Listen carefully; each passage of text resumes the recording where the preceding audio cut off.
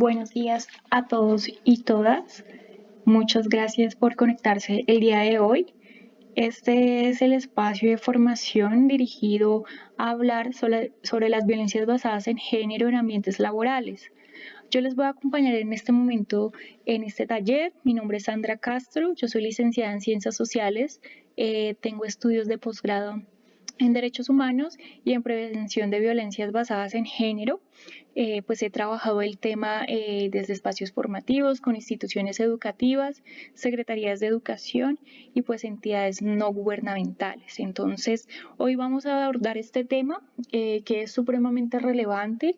Antes de empezar, quiero hacerles una invitación a que se permitan escuchar, cuestionar algunas de sus ideas, algunas de sus preconcepciones frente al tema y que pongamos una, por decirlo así, una posición de apertura en el sentido de que de pronto alguno de los contenidos que abordemos acá cuestionen o nos lleven a reflexionar sobre lo que estamos pensando frente al ser mujer, al ser hombre, a las relaciones de género, a la violencia basada en género, a veces sobre las mismas creencias, el humor, el tipo de contenidos que consumimos, me refiero a la televisión, la radio, la publicidad, toda esta serie de cosas que en cierta forma son la base de varias de las violencias que viven y vivimos las mujeres o las poblaciones con orientaciones del deseo diversas. Entonces, pues muchas gracias y pues esa es la primera petición. La segunda está relacionada a ubicarnos en el espacio, a participar. Pues si bien esto es una grabación de un video, es un video, pues la idea es que por lo menos ustedes se permitan hacer el par de ejercicios que están acá en un ejercicio introspectivo y de reflexión y pues si están con alguien de su espacio laboral, pues también que se lo permitan conversarlo y discutirlos entre ustedes. El enfoque que vamos a tener es un enfoque más conceptual. En la última parte del taller nos vamos a ir a una guía de actuación frente a lo que se debe hacer para atender a las violencias basadas en género y en ese sentido pues también tener en cuenta que para alcanzar el objetivo del taller, que ya les digo cuál es, pues sí es necesario tener claros algunos conceptos que por eso pues de entrada enuncio que se va a hacer una fuerte connotación o se va a hacer un énfasis importante en el tema conceptual. Entonces, para arrancar, yo quiero que tengamos en cuenta este objetivo. El taller busca conocer qué son las violencias basadas en género y cuáles son los impactos que estas tienen dentro de la vida de las personas. Nos vamos a situar en un ambiente laboral que si bien es colectivo, pues también tiene unas implicaciones a nivel individual.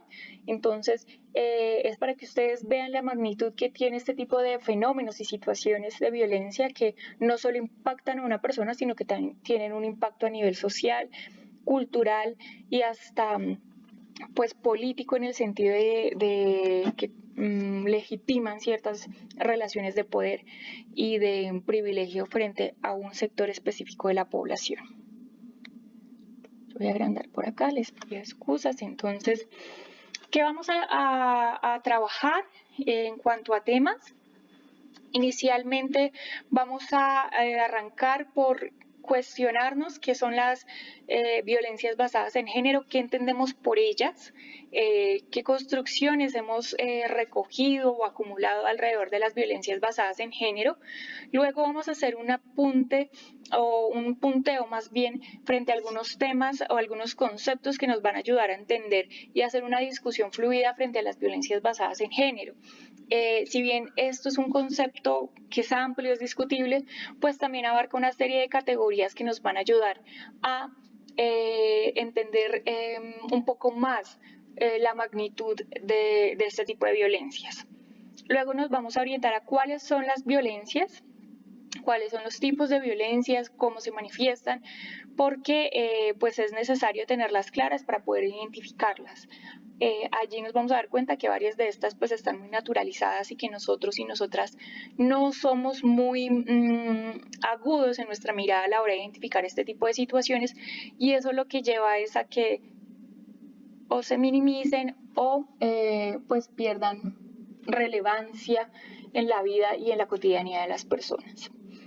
El impacto de este tipo de violencias en las personas y también en los colectivos una normatividad que ha sido firmada y reconocida por el Estado colombiano, también una normatividad a nivel internacional que nos habla de la importancia de desarrollar acciones de prevención y atención y también de reparación a las víctimas de este tipo de violencias, y también pues que incita o llama a las entidades, ya sea públicas y privadas, para que se hagan acciones de promoción de espacios libres de violencias para las mujeres.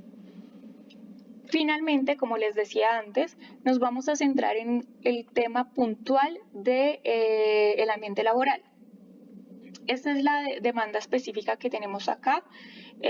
Al ser un ambiente de trabajo, pues también este tipo de situaciones se presentan, y lo que vamos a hacer es una revisión de qué es y cómo se manifiestan.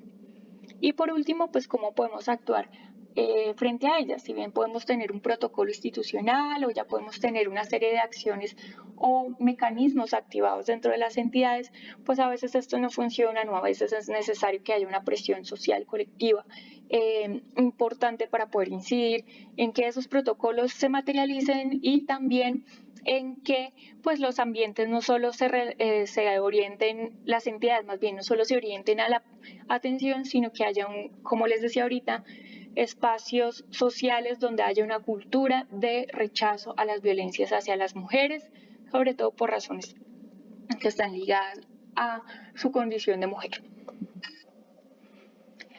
Bueno, este es un momento de saberes propios. Yo quiero que ustedes hagan el ejercicio de imaginar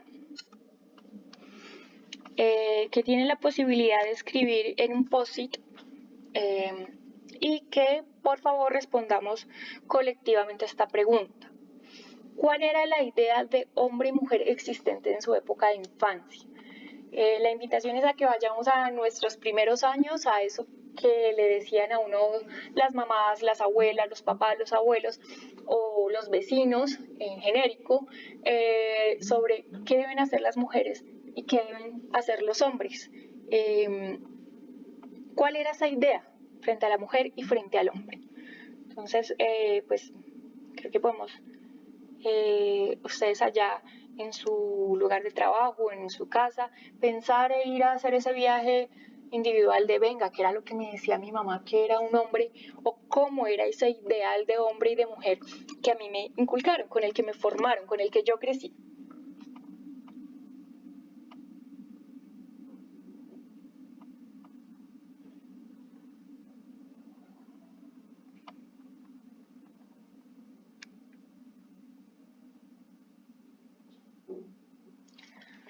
Bueno, yo imagino que varias de las apreciaciones o de los recuerdos o de las cosas que ustedes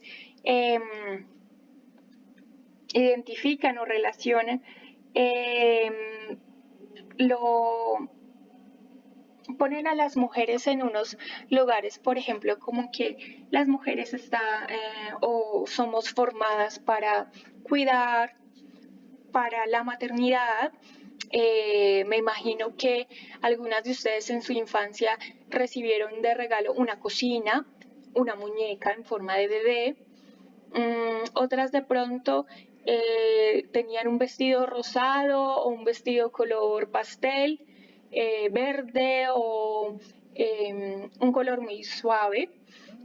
Otras quizás de pronto estuvieron encargadas del cuidado de sus hermanos menores, de sus primos, o de pronto también de un abuelo o una abuela que estaba enfermo. Y eso quizás también les dificultaba hacer algunas tareas del colegio. De pronto otros les enseñaron a que las niñas a las mujeres en general no se les toca ni con el pétalo de una rosa, a que las niñas deben ser delicadas, a que si una mujer te coquetea es porque es una mujer fácil. De pronto otros hombres les enseñaron a identificar a las mujeres como sumisas, de voz suave, tiernas, siempre arregladas, siempre bien puestas, muy bien habladas. Las mujeres no decimos groserías. y otras de pronto mujeres que era mejor que se fueran a trabajar en cosas relacionadas con la costura, con la cocina, con la decoración, porque pues esos son ejercicios para manos delicadas y mentes delicadas. Ahora vamos a hablar de los hombres. Seguramente algunos tenemos las ideas infundadas desde la infancia de que los hombres son más fuertes, que los hombres hablan más duro, de que los hombres son el líder de la casa. De pronto algunos recibieron regalos como carros, herramienta de construcción o herramienta de carpintería o herramienta pesada o balones de fútbol, ropa oscura, porque los hombres se visten de azul, negro, gris, café. Los hombres llevan el pelo corto. De pronto otro decidió desde muy pequeño hacer ejercicio porque su cuerpo debía verse grande, fuerte, musculoso. De pronto otro aprendió que las mujeres no deben tomar la iniciativa, que son los hombres quienes lo hacen, que los hombres deben invitar, que las mujeres debemos estar siempre dispuestas para ustedes. De pronto ustedes en su casa les decían que la carrera o el estudio que debían realizar luego de finalizar la secundaria era una ingeniería, una matemática, una química, esas ciencias duras o las ciencias exactas que llaman. Y que las mujeres pues nos realizábamos siendo madres, mientras que ustedes no, ustedes podrían o no iban a tener esa presión de la paternidad tan fuerte, y que cuando la tuvieran tenían que colaborar, no asumir responsabilidad, sino colaborar en los oficios del hogar. Seguramente también les enseñaron a que debían proveer el hogar y que siempre debían tener recursos para sostener a sus familias. Entonces, esas imaginarios o esas construcciones que hemos ido heredando desde las infancias, pues sí permean lo que hoy día es un hombre y una mujer.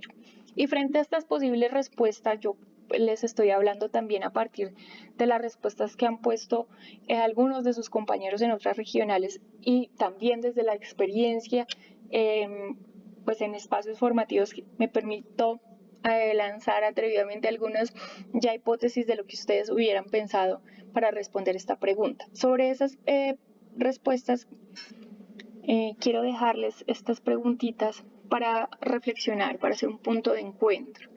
Estas ideas son iguales a las que existen en la actualidad sobre los hombres y las mujeres. ¿Ustedes creen que hoy en día tenemos esa misma idea de mujer y de hombre que teníamos hace muchos años, que seguramente era la idea cargada de no de nuestras mamás, sino de las abuelas, y así sucesivamente, y varias de esas ideas ya llevan muchos años incrustadas en la cabeza de las personas y a nivel social? ¿Y será que algún día, será que hoy en día esas ideas han variado? ¿Ustedes creen que ha cambiado en lo que se espera de las mujeres y los hombres desde su tiempo de infancia? ¿O creen más bien, y en eso pues les quiero pedir que sean muy sensatos y que se sitúen en el lugar en el que están, en el lugar geográfico en el que están, para responderlo? Porque pues si bien hay zonas donde todavía vivimos con ideas bastante amañadas y un poco, digamos que muy sesgadas frente a la visión de los derechos y la igualdad en términos de oportunidades para las mujeres y los hombres. ¿Qué similitudes y qué diferencias se encontraron en las características encontradas por los diferentes entre los hombres y las mujeres? Ustedes me imagino que se dieron cuenta que a los hombres y a las mujeres pues, se nos han asignado cargas distintas. A nosotras nos han asignado lugares de cuidado, de reproducción de la vida en términos biológicos, pero también en la reproducción de la vida social y cultural. No por nada cuando le dicen en el colegio, eso es lo que le enseña su mamá en casa, eso fue lo que aprendió en casa. pues de entrada se asocia que es la mamá, como es la que está en la casa, que es la que cuida y cría y la que transmite cierto tipo de mensajes. Entonces ahí ya tenemos doble carga y a su vez la carga que le asignó el mundo laboral y el mercado a las mujeres cuando echó mano de esta fuerza laboral para generar más mano de obra. Entonces ahí ya tenemos tres cargas hacia las mujeres: el cuidado de la casa, el cuidado y la reproducción de la vida social y biológica y el trabajo remunerado. ¿Por qué creen que ha cambiado o no estas ideas? Seguramente algunos o algunas de quienes están viendo este video sabrán que desde hace muchísimos años las mujeres, esto no es una lucha reciente de que hay las mujeres feministas o las organizaciones feministas, no, esto es una lucha de muchos siglos atrás, que mujeres en algún momento de la historia y uno que otro hombre con una conciencia y una sensibilidad al género han hecho reivindicaciones y luchas políticas frente a la igualdad y la transformación de esos imaginarios que infortunadamente nos ponen a nosotras en una condición de marginalidad frente a la toma de decisiones, frente a la distribución del poder, frente a la distribución de la riqueza, y también nos ha desconocido y nos ha puesto como seres inferiores a los hombres en muchos sentidos. De eso que ustedes pusieron, ¿cuáles de las características indicadas tienen un fundamento biológico y cuáles tienen una explicación social? Otra vez volvemos a ese análisis del lugar en el que estamos nosotros. Otra vez volvemos a cuestionarnos desde dónde estamos parados para poder responder esta pregunta. Porque vuelvo y digo, la cosmovisión de algunos pueblos, algunas comunidades étnicas incide en cómo se ven a las mujeres y cómo se ven a los hombres. Y esta última pregunta, ¿se nace hombre o mujer o nos hacemos hombres o mujeres? Esa es una reflexión. Como les decía, para poder entender estos conceptos y más bien dar una discusión un poco más argumentada y clara frente a las violencias basadas en género, hay que tener unos conceptos clave.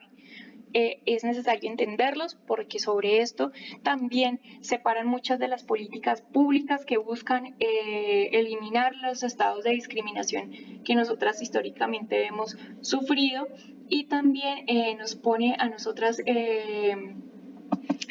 y a nosotros en la posibilidad también de transformar a nivel social y cultural varias de estas ideas. Entonces, en este segundo momento vamos a aclarar algunos conceptos. Empezaremos por los estereotipos de género. Estos hacen referencia a las creencias o imaginarios que de manera pues incuestionable la sociedad ha construido acerca de características de cada uno de los sexos y que están basados en parámetros biológicos. Acá nos presentan algunos ejemplos.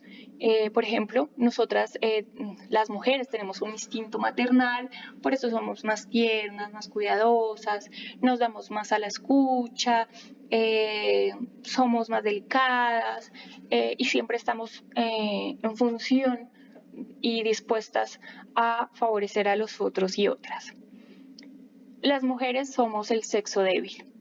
Eso es una creencia muy normalizada, no solo va en términos físicos, sino también emocionales, porque entonces a nosotras nos relacionan con que somos más lloronas, somos más sensibles, somos iracundas, aparte de todo menstruamos y somos hormonales, y siempre nos ponen o nos cargan con una serie de condicionamientos de orden biológico que llevan a que pues nos otorguen unos roles de sumisión y debilidad a nivel social. Los hombres son fuertes y competitivos.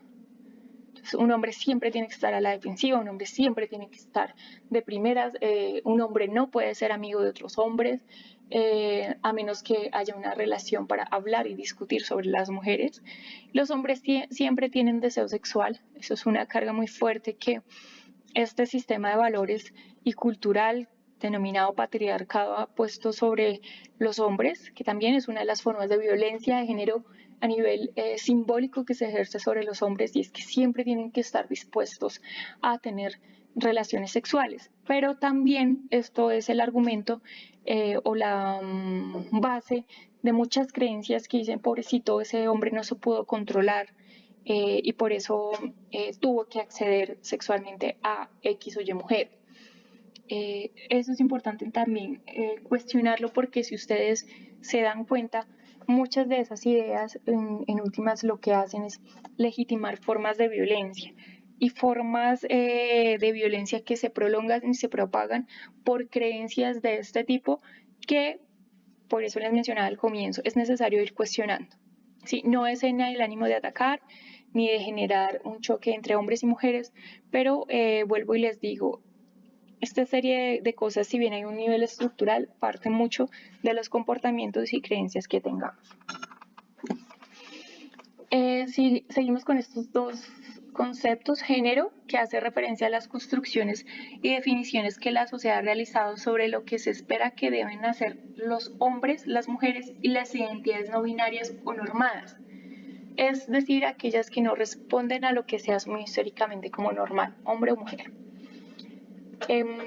Como ustedes ven, acá se habla de construcciones sociales, es decir, que una cosa diferente puede ser las mujeres hace un siglo, las mujeres hace 5 siglos o las mujeres en la actualidad. La sociedad es variante y con ella también las ideas que se hacen sobre los hombres y las mujeres. Entonces eso sí implica que hagamos esa revisión, porque este tipo de creencias pues también pueden ser transformadas. La identidad de género hace referencia a la relación de aceptación y reconocimiento que hacen las personas sobre las maneras o comportamientos que le han sido asignadas al sexo al que pertenece. Para esto se debe valorar si sus necesidades, expectativas y preferencias concuerdan con lo que la sociedad espera o asume que debe ser y hacer. Entonces, esto es básicamente lo que se refiere es a que si yo, que tengo una idea de mujer, corresponde a pues el cuerpo biológico que tengo, que es el de una mujer. Esa es la identidad de género, pues obviamente así ocurre con los varones. Y la identidad de sexo se refiere a la idea que cada persona tiene de sí misma con relación a una categoría biológica de su cuerpo. Por ello se debe tener en cuenta la compatibilidad, correspondencia y afinidad que se tiene con las características biológicas. Acá ya no solo es la construcción social del comportamiento, sino que esta identidad de sexo recoge estos últimos aspectos que están acá: hormonas, cromosomas, genitales externos e internos. Entonces tenemos la identidad de género por un lado y la identidad de sexo. Las normas de género hacen referencia al deber ser y hacer que la sociedad ha construido según las características biológicas de cada persona. Se materializan a través de expresiones como un verdadero hombre no llora o una mujer de verdad se ha de respetar.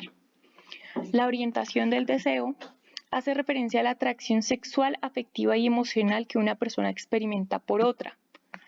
Para ello debe tener en cuenta qué aspectos del otro, otra u otre le despierta deseo sexual, con quién desarrolla una actividad sexual, con quienes mantiene vínculos románticos y cómo estas inciden en su estilo de vida. Esto ya es como se orienta es más a, como su nombre lo indica, los deseos, a qué me gusta, con qué me siento cómodo. A esa serie de aspectos que van más ligados a el desarrollo de esa posibilidad de querer, de vincularse, de también reproducirse. Los roles de género son las atribuciones que la sociedad y la cultura asignaba a cada uno de los géneros, es decir, a las maneras como debe comportarse una niña, una mujer, un niño o un hombre. Una de las manifestaciones más importantes son los estereotipos y las normas de género, que esas ya las vimos antesito. Bueno, esta siguiente parte, este siguiente apartado del taller, busca que ustedes se pregunten cuáles son los tipos de violencia de género que conocen o cuáles identifican, cuáles han escuchado, de pronto unos más que otros. Quisiera que dentro de las posibilidades que tienen o si están en su casa u oficina en una hojita escriban o comenten cuáles son los tipos de violencia de género que conocen. Voy a pausar el diálogo un poco para que quienes vean este video tengan la posibilidad de escribir la respuesta.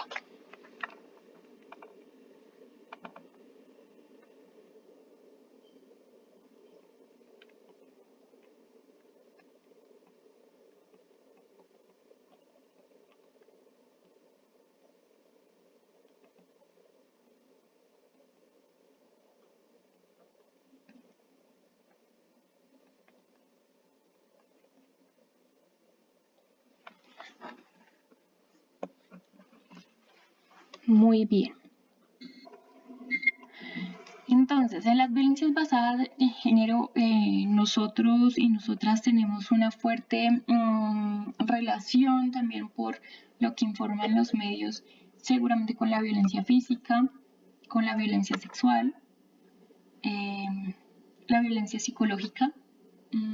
También de pronto hemos escuchado o somos conscientes, por ejemplo, del acoso callejero, del acoso sexual, de la violación, o tenemos muy presente la violencia intrafamiliar como una manifestación de las violencias basadas en género. Sin embargo, este universo de violencias es muchísimo más grande y, como lo dice la ley 1257 de 2008, abarca una serie de cosas distintas, no solamente a una acción concreta. En ese sentido, la ley nos dice cualquier acción u omisión que le cause muerte, daño o sufrimiento físico, sexual, económico, psicológico o patrimonial por su condición de mujer, así como las amenazas de tales actos, la coacción o la privación arbitraria de la libertad, bien sea que se presente en el ámbito privado y en el público. Entonces, esto nos señala dos elementos, aparte de los tipos de violencia, dos elementos muy importantes, es que es una acción o una omisión.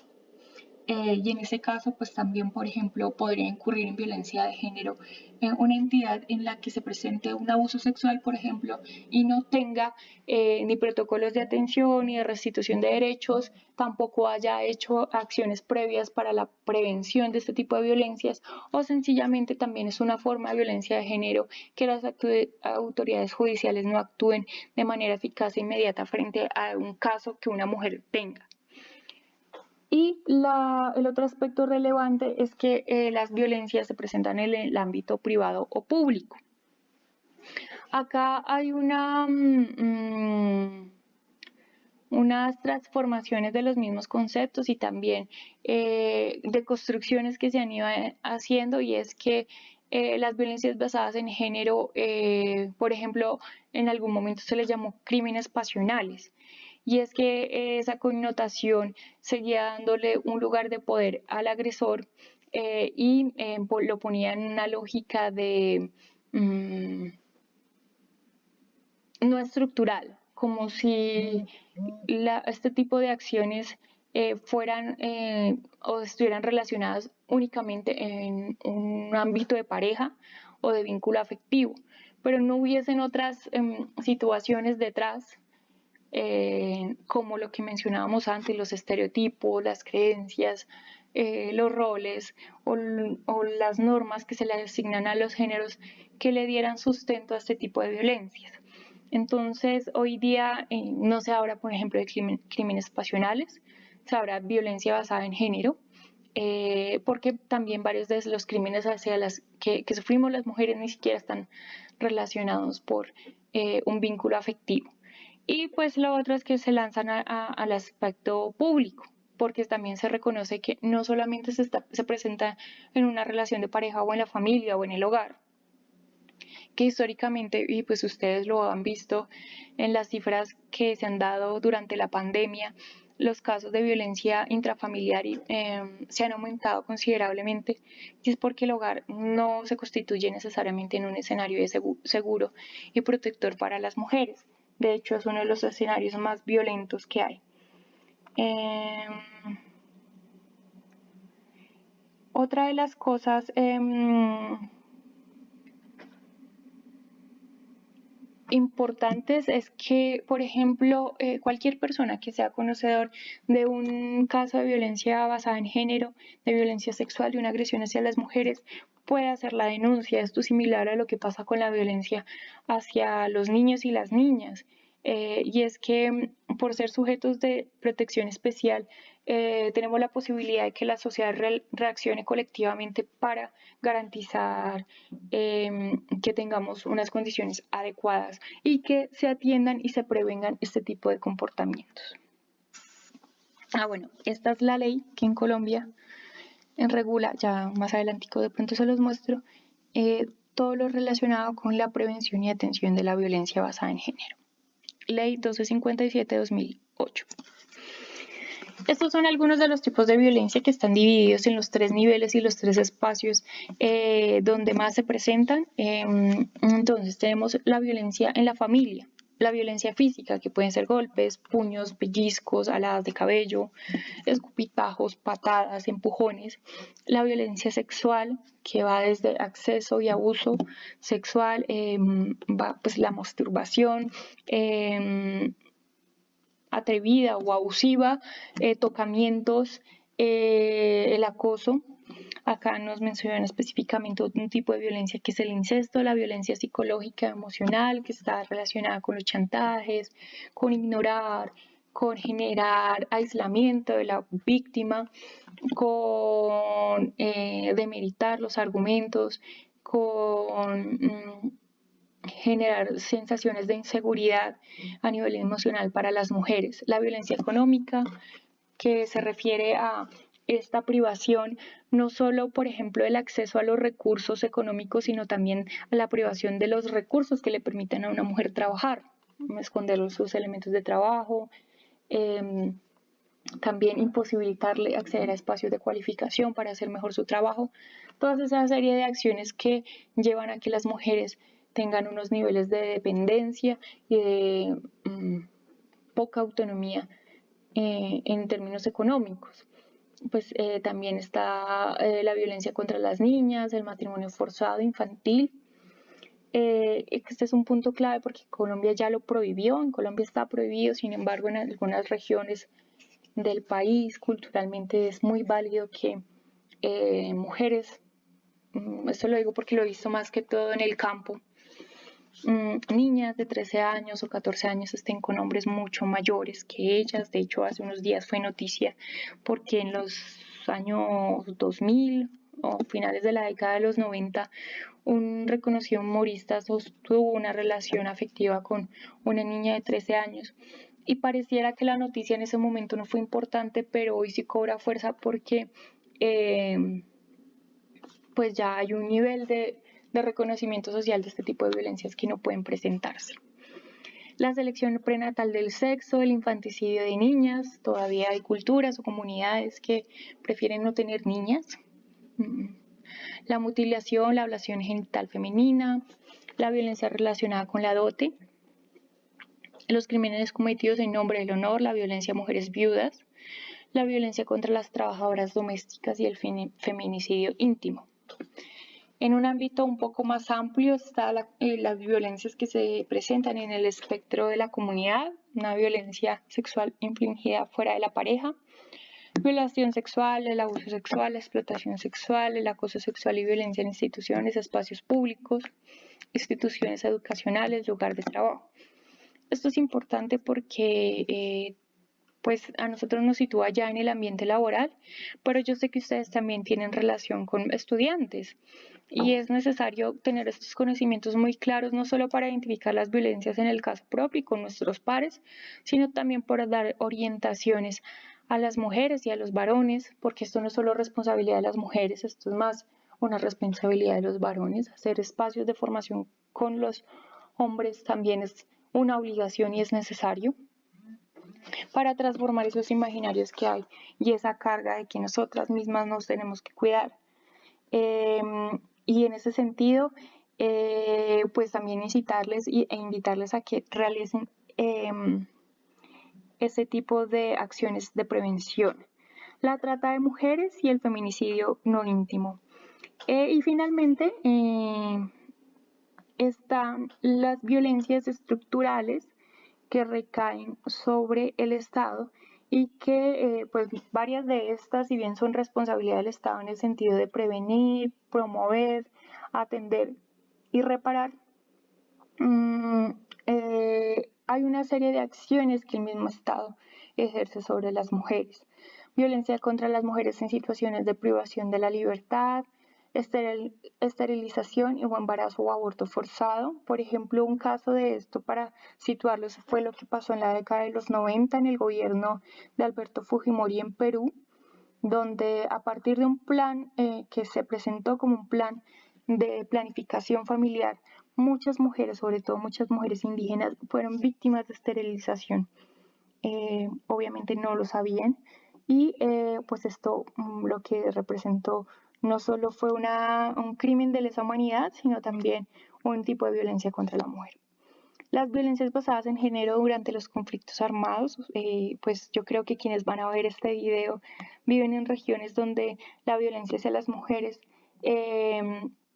está ligada directamente al control territorial, al atemorizar a la población, a eliminar cierto tipo de creencias o posicionar cierto tipo de creencias con las mujeres. También encontramos la violencia hacia las personas desplazadas internas, a las refugiadas y a las mujeres en escenarios de desastres naturales, que es importante también tenerlos en cuenta porque, por ejemplo, en estos programas de atención o de reubicación, a veces los albergues no son seguros, en particular para las mujeres, y lo que hace es ponerlas en una situación de riesgo. Bueno, este es un ejercicio del árbol de las violencias basadas en género, donde vamos a mirar 4 factores o 4 elementos importantes para poder hacer un análisis mucho más general. Por un lado, encontramos las formas de violencia, que ya hemos hablado de algunas de ellas. En otro aspecto vamos a mirar los factores de riesgo, algunos elementos que incrementan o incitan o llevan a que, por ejemplo, se naturalicen más este tipo de violencias, algunas causas estructurales y las consecuencias. Entonces quisiera invitarles a que hagamos un ejercicio de lluvia de ideas, hasta de pronto de generar hipótesis de cuáles podrían ser. De pronto, si ustedes identifican otro tipo de formas de violencia, quizás sí podrían saber o mencionar algunos de esos factores de riesgo, algunas causas y algunas consecuencias. Entonces, pues voy a tener un poco el diálogo para que pues también ustedes puedan hacer ese ejercicio acá y luego hagamos como pues no tenemos posibilidad de hacer un intercambio, pero sí por lo menos de contrastar algunas ideas o de que ustedes más adelante puedan fortalecer esos saberes previos que tienen.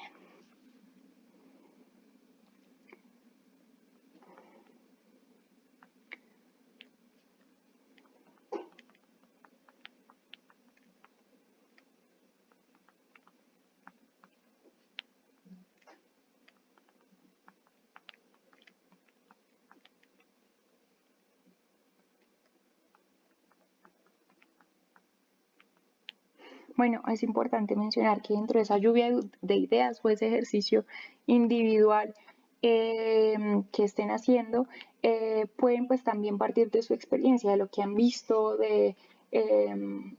bueno, yo sé que en las zonas donde ustedes están, a veces un instructor o un docente tiene que hacer múltiples tareas a nivel social o territorial porque pues la ausencia del Estado es bastante grande y se sobrecargan algunos cargos o roles y estoy más que segura que el de ustedes no está exento a ello, entonces de pronto si tienen alguna experiencia frente a la atención podrían ubicar algunas ideas allí.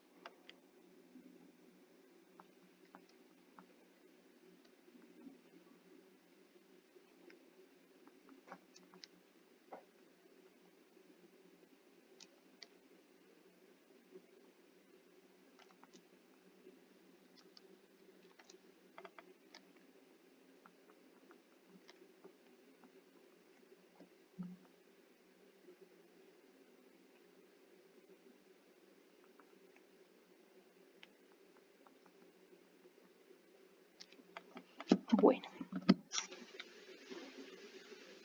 aquí vamos a dialogar ya sobre algunas de estas ideas.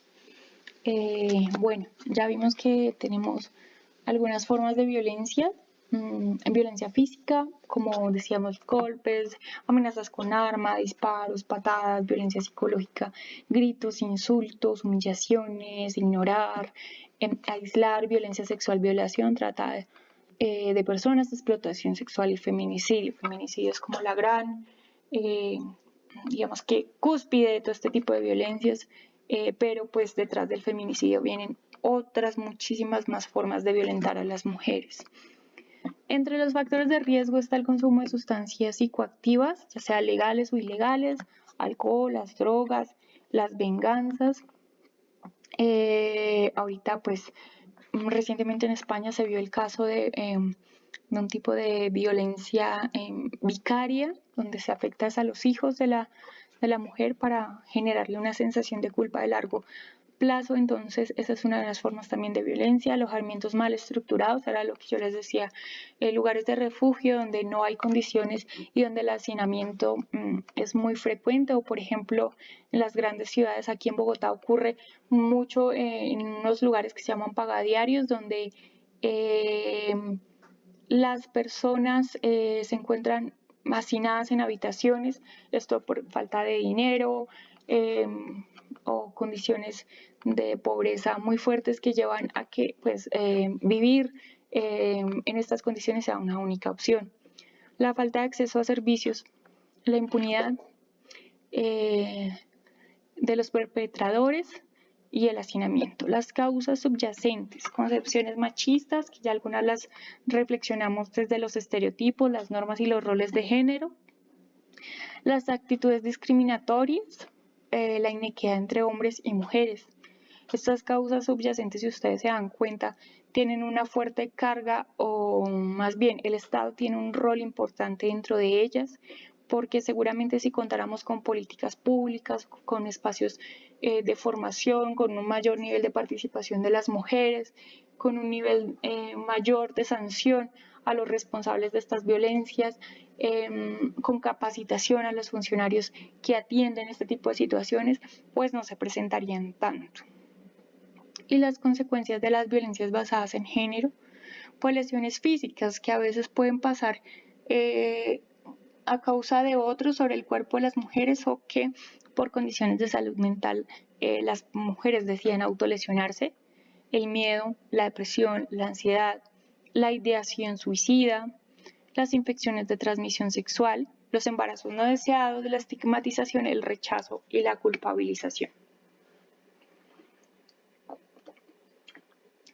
Entonces, como ustedes se dan cuenta, son una serie de factores muy grandes, muy complejos, que requieren una respuesta articulada y un nivel de acción de largo aliento. Esto no puede ser diseñado o más bien pensado para ser atendido a partir de un programa de un gobierno local determinado, sino que esto tiene que ser un compromiso no solo de una institución local, sino de una institución a nivel nacional, y que abarca muchos actores y factores sociales.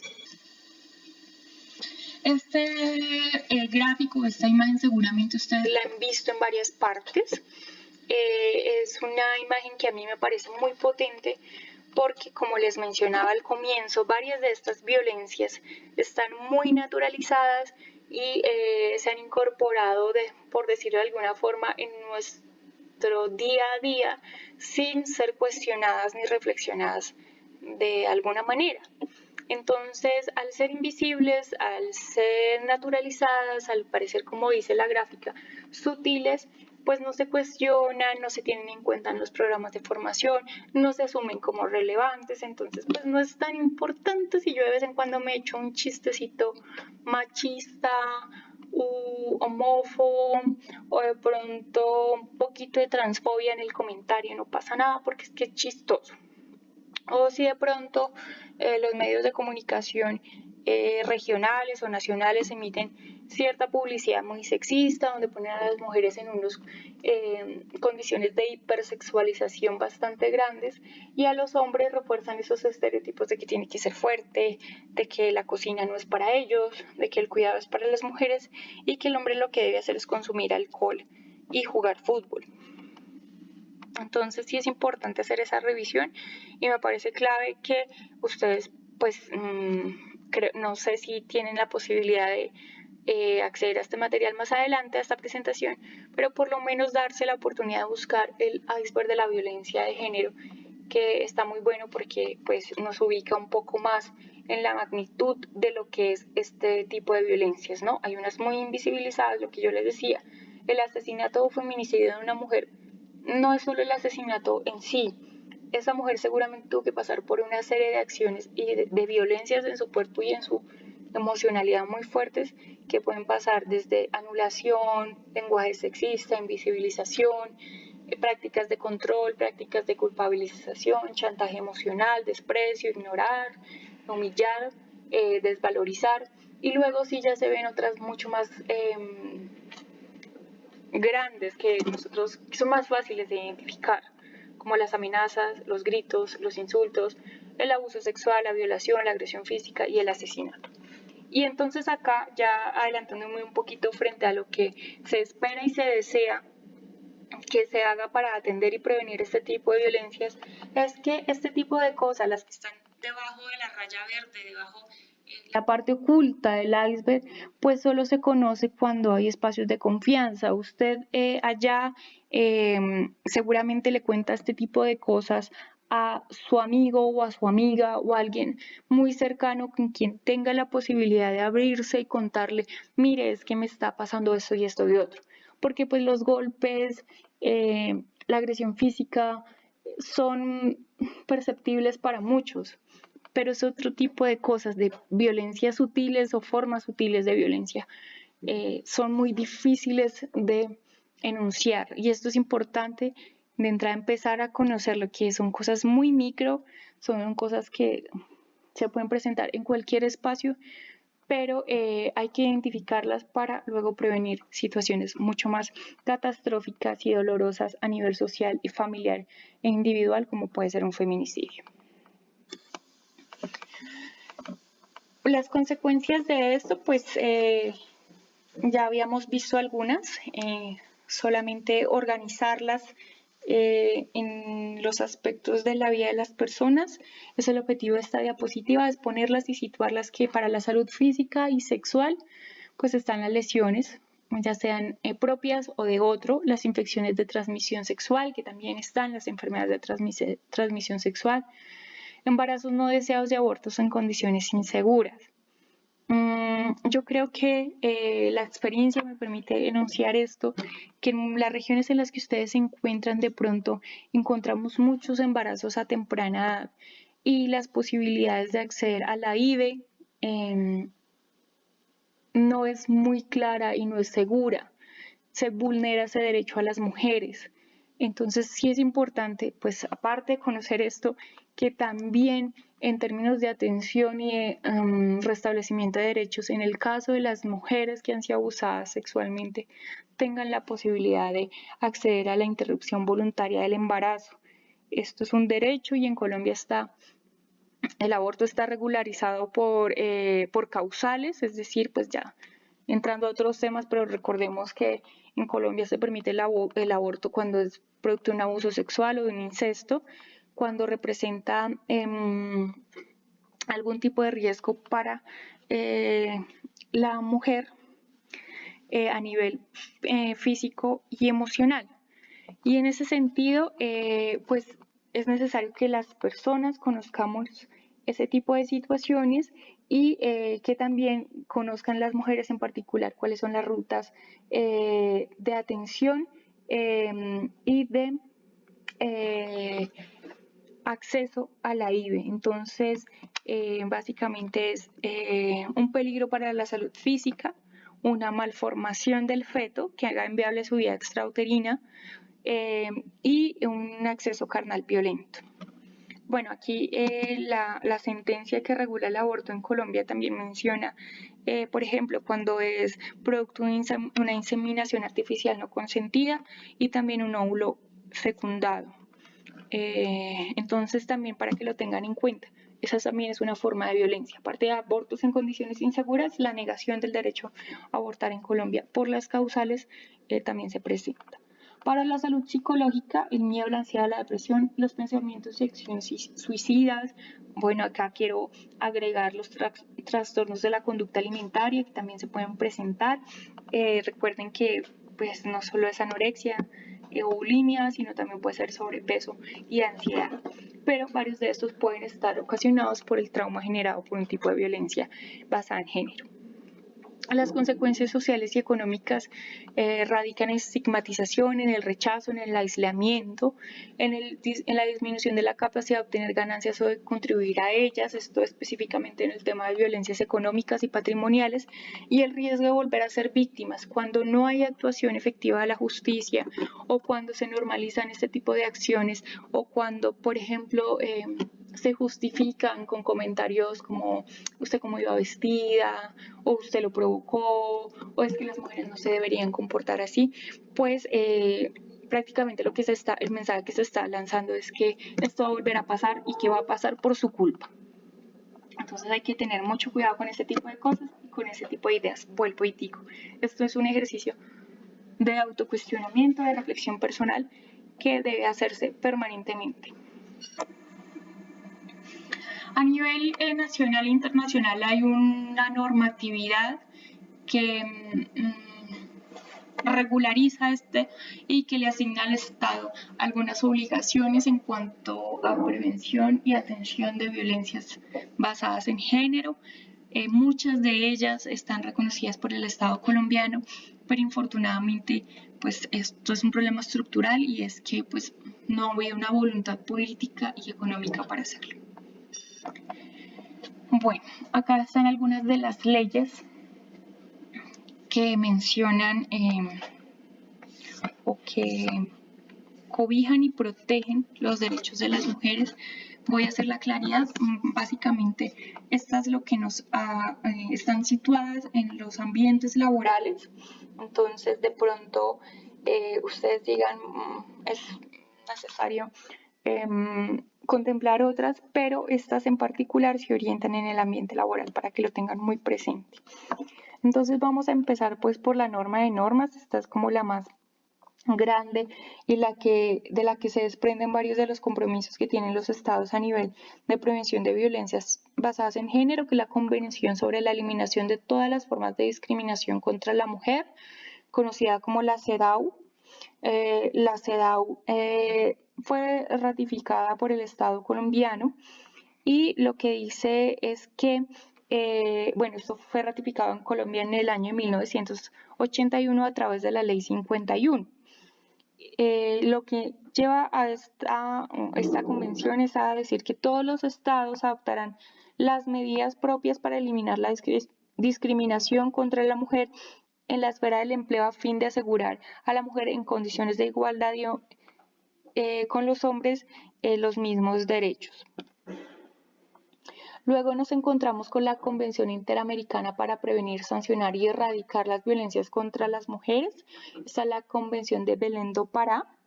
Esta también fue ratificada por el Estado colombiano.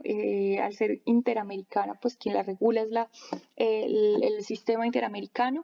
Y pues tiene una particularidad y es que reconoce en parte la diversidad de las condiciones y situaciones que vivimos las mujeres en el territorio nacional. Entonces sí es importante que ustedes lo asuman como una norma que recoge tanto la diversidad de la mujer afro, de la mujer indígena, de la mujer citadina, pero no la mujer citadina del primer mundo, como pasa, por ejemplo, con la Convención CEDAW, sino pues unas características particulares que determinan el deber ser de las mujeres. Luego nos vamos a encontrar con la resolución de la Conferencia Internacional del Trabajo sobre Igualdad de Oportunidades y Trato para los Trabajadores en el Empleo. Esta resolución fue emitida por la OIT en 1985. Menciona que los hostigamientos de índole sexual en el lugar de trabajo perjudican las condiciones de trabajo y las perspectivas de ascenso de los trabajadores. Por lo tanto, las políticas que promuevan la igualdad deben traer consigo la adopción de medidas destinadas a luchar contra tales hostigamientos y a impedirlos. Nuevamente es un llamado potente a la prevención y pues que hace un reconocimiento de que ese tipo de acciones no solo lesionan a nivel físico y emocional a las mujeres, sino que en últimas lo que van a reproducir son las condiciones de desigualdad y marginalidad que nosotras tenemos. La plataforma de acción de la Cuarta Conferencia Mundial sobre la Mujer de Beijing en 1995 solicita a los gobiernos, empleadores, sindicatos y ONGs que se erradique el acoso sexual en el lugar del trabajo y se comprometan los estados a promulgar y aplicar leyes para luchar contra el acoso sexual. También señala que la aplicación eficaz de la plataforma exigirá la modificación de la estructura interna de las instituciones y organizaciones, incluidos los valores, actitudes, normas y procedimientos que se contrapongan al adelanto de la mujer. Se debe eliminar el acoso a la mujer. Si ustedes ven nuevamente, es un llamado a cuestionar esos sistemas de valores, a esas percepciones culturales que, pues, vuelvo y reitero y quiero ser redundante en este aspecto, son los que dan la base y legitiman este tipo de violencias. Ya en el ámbito nacional, la ley 1257 de 2008, que fue la que les mencioné ahorita, que delimita y determina qué acciones se deben llevar para la sensibilización, prevención y sanción de formas de violencia y discriminación contra las mujeres. También reconoce que las violencias basadas en género son un delito y que se encuentra reconocido en el Código Penal en el artículo 29. La ley 1719 de 2014, que establece criterios para la configuración, investigación y sanción de los delitos de violencia sexual. La ley 1010 de 2016, que define el acoso laboral de la siguiente manera. Es cuando el acoso laboral, cuando estuviera debidamente acreditado, se sancionará así, 1, como falta disciplinaria gravísima en el Código Disciplinario, cuando su autor sea un servidor público. Y por último, tenemos la sentencia T-140-2021, esto es muy reciente, esto es lo que ha salido por parte de los pronunciamientos que ha hecho la Corte Constitucional y que básicamente lo que reconoce son los derechos de las mujeres a estar laborando en espacios que cuenten con protocolos de prevención y atención donde se promueva y se eliminen los riesgos para las mujeres en cuanto a violencia sexual y acoso sexual. Esto surge a partir de un caso de abuso sexual a una periodista del diario El Colombiano de Medellín y toda la acción jurídica que ella adelantó para que sus derechos fueran reconocidos. Y antes que nada, y es algo muy importante que ella dice, y es que todas las entidades sean espacios seguros para trabajar y que las mujeres contemos con unas condiciones considerables para no ser vulnerables dentro de nuestros ambientes laborales. Entonces, como ustedes ven, pues son varias normas. Creo que si todas estas normas se cumplieran, seguramente el tipo de conversaciones que hoy tendríamos no estaría tanto ligado a la prevención, sino más a cómo hacemos para fortalecer de pronto otro tipo de derechos de las mujeres, a participar, a estudiar más, pero pues aún estamos peleando en cosas muy básicas y es que nuestro cuerpo no sea sujeto de violencias, sobre todo de violencias infundadas en sistemas de creencias y culturales en algunas regiones y en el país y también en el sistema económico y social. Entonces, esta es ya como la base de todo este mecanismo y este cuerpo normativo de protección. Volvamos a situarnos en el ambiente laboral. Yo quiero pedirles entonces a todas y todos que si están viendo este video, en un papelito también puedan apuntar cómo cree que se manifiestan las violencias basadas en género en el ámbito laboral. De pronto ustedes digan, yo tengo un caso específico, un caso puntual. Puede ser que haya vivido o haya conocido, o con este video me acabo de dar cuenta que he sido víctima de violencia psicológica, bueno, tantas cosas. Entonces, en un papelito, junto a los apuntes que han hecho en los ejercicios anteriores, por favor escriban cómo creen que se manifiestan estas violencias en el ámbito laboral.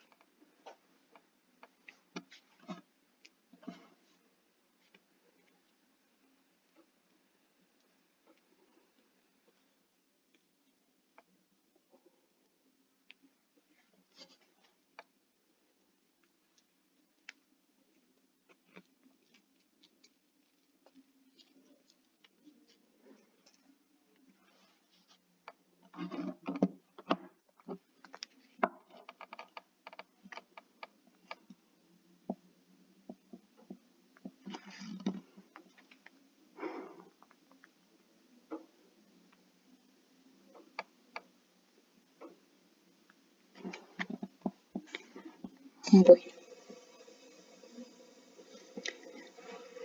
este es un video, bueno, creo que yo en el chat o en la descripción de este video les voy a dejar el link para que ustedes puedan ver esta grabación del diario El Tiempo, donde nos da a conocer una definición que hizo la Corte Suprema de Justicia en cuanto al acoso sexual en el ambiente laboral. Y creo que es clave tener eso en cuenta porque pues a veces el acoso laboral o el acoso sexual se fundamenta en comentarios o cosas que nosotros asumimos como galantería, amabilidad, coquetería, pero que resultan violentos para quien los recibe, sobre todo pues si esa persona no está de acuerdo y no corresponde a ese tipo de situaciones. Entonces, también es una creencia y es una idea que se ha mantenido, ¿no? Entonces, yo le contesto ahora fuera de trabajo porque él es muy amable conmigo, porque pues si no lo hago voy a pasar como una odiosa o una serie de respuestas que nosotros a veces justificamos o damos por entendido.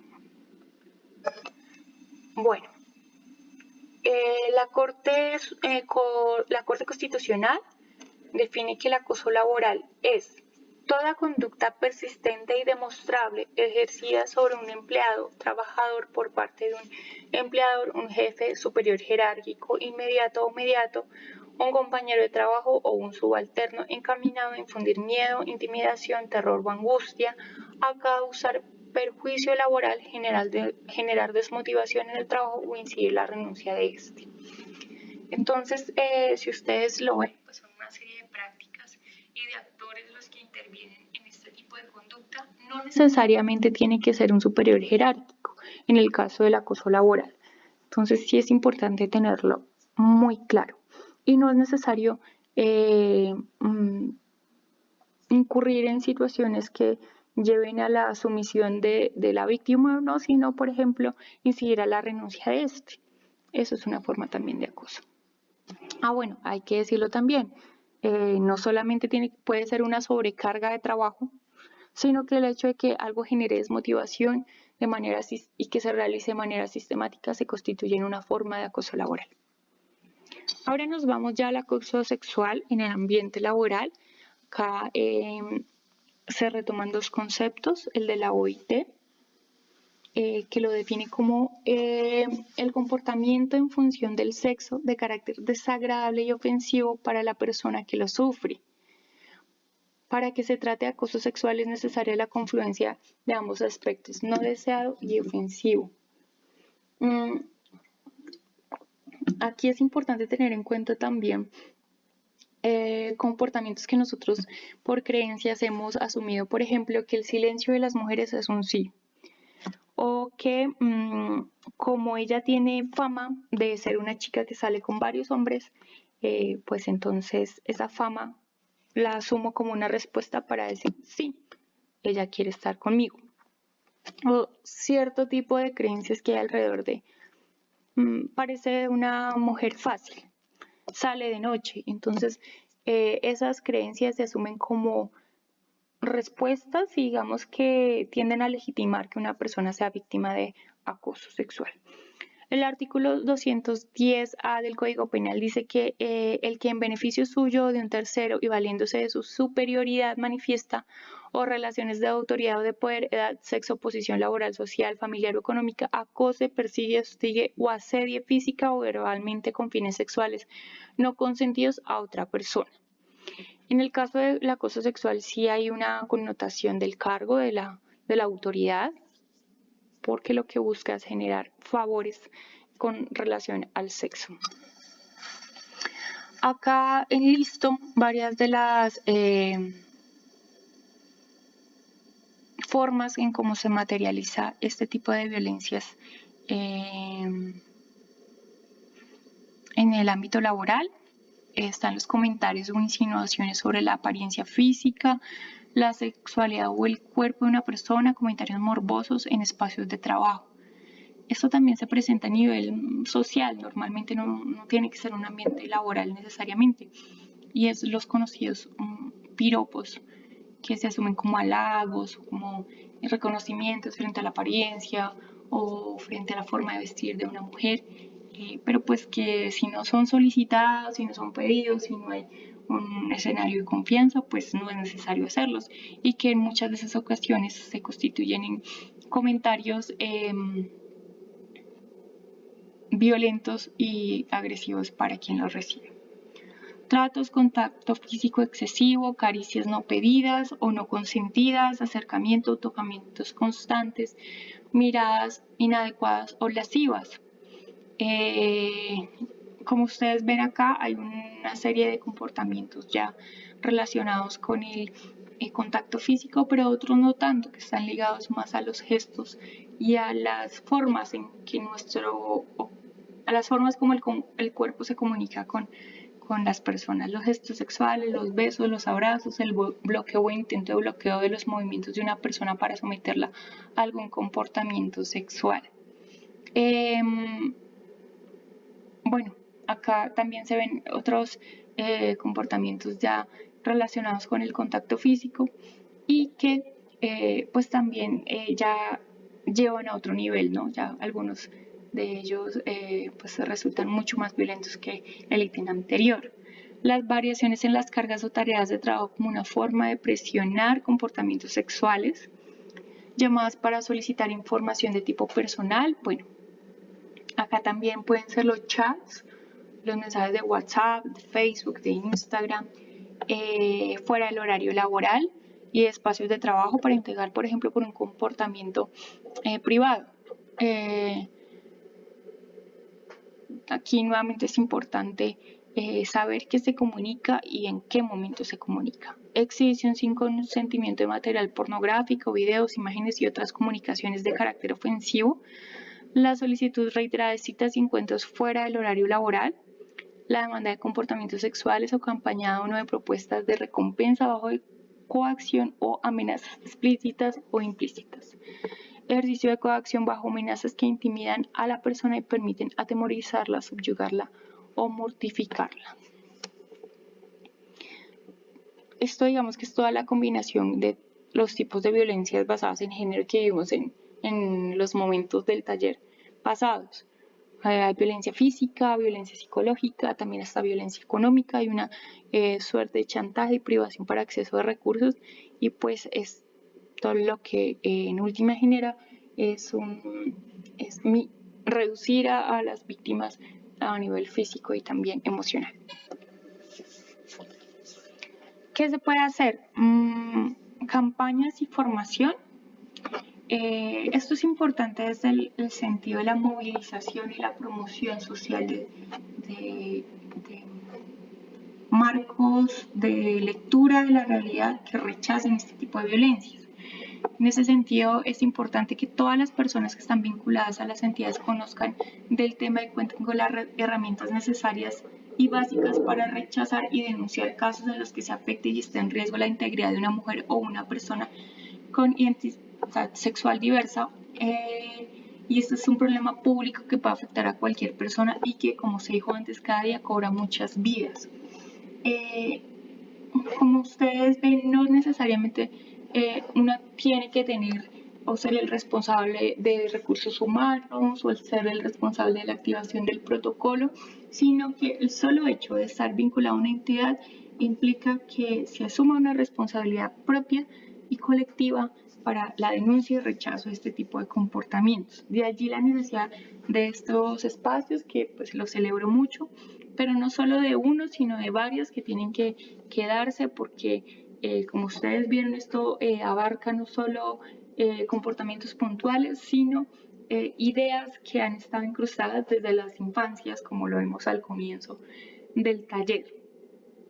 Es una problemática pública que faculta a cualquier persona a hacer denuncia, pero también que faculta a cualquier persona a hablar del tema, preguntar del tema. Entonces, si usted es empleado y no conoce su protocolo, pues llame la atención sobre la importancia de socializar el protocolo, llame la atención sobre la importancia de actualizarlo, de establecer rutas y comunicaciones con otras entidades para que pues dé respuesta a este tipo de situaciones.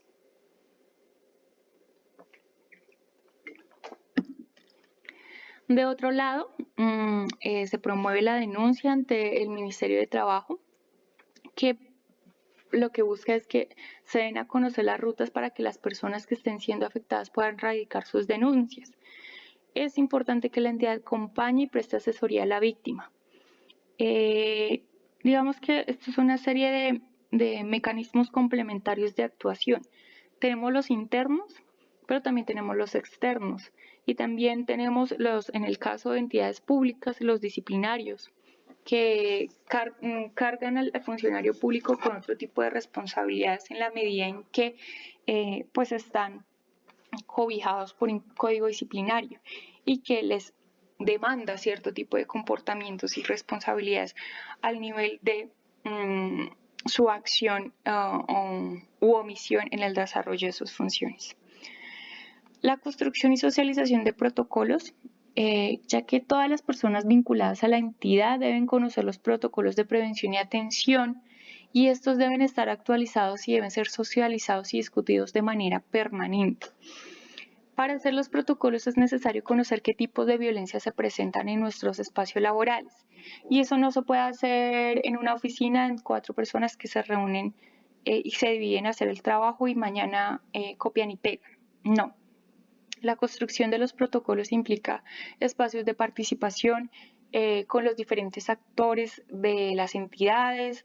En el caso pues de una entidad de carácter digamos que educativo como la que ustedes representan y a la que están vinculados, implica que se indague con los estudiantes, se indague con el cuerpo de, por ejemplo, servicios generales, con el equipo de docentes, bueno, en este caso instructores, con el equipo administrativo, porque todas las personas tienen una visión distinta de los tipos de violencia, todas las personas sufren un nivel distinto de violencia por el rol que representan y también porque en esa distribución pues hay diferentes roles y diferentes tareas que pueden desempeñar desde el mismo. Entonces sí es necesario que se involucren a todas estas personas y que sea lo más participativo posible esa construcción. Ahora, la socialización debe hacerse a toda la comunidad, yo no sé si qué pasa esta expresión, pero toda la comunidad educativa debe conocerlo. Incluso los familiares o personas cercanas a nuestros estudiantes o hasta nuestras familias, porque en últimas, en caso de que nosotros seamos víctimas de un tipo de violencia, esa familia o ese grupo de apoyo van a ser quienes empujen parte de esa movilización y esos espacios de exigibilidad de derechos. Entonces es importante hacerlo y es importante también que se establezcan relaciones con otras entidades, con otras instituciones del sector salud, secretarías de la mujer, la fiscalía, la policía, para que se logre una atención oportuna cuando se presente algún caso. Estos digamos que son las rutas de atención interinstitucional que deben existir, ¿no? Todos los sectores tienen unas responsabilidades distintas y todos los sectores tienen un conducto para acceder a ellos distinto. Protección tiene unos, salud tiene otros, policía o jurídico tiene otros. Entonces sí es necesario que se establezcan esos canales de comunicación, se identifiquen roles y responsables también dentro de esos protocolos y que también las personas de nuestras entidades conozcan cómo actúa cada una de esas entidades. Dar respuesta a las denuncias. El Comité Paritario de Seguridad y Salud en el Trabajo debe recepcionar estas denuncias y tratarlas con la mayor discreción y objetividad posibles, cuando éstas no se constituyan en una comisión de un delito. Acá es importante y es porque el comité tiene unas limitaciones, unos alcances, ¿no? Si se constituye en un delito, pues ahí no se mete porque ya entran a actuar otro tipo de entidades, el sector justicia, por ejemplo, la policía u otras entidades encargadas que pueden generar una atención muchísimo más potente y que en últimas son los responsables de la actuación cuando se presentan este tipo de situaciones.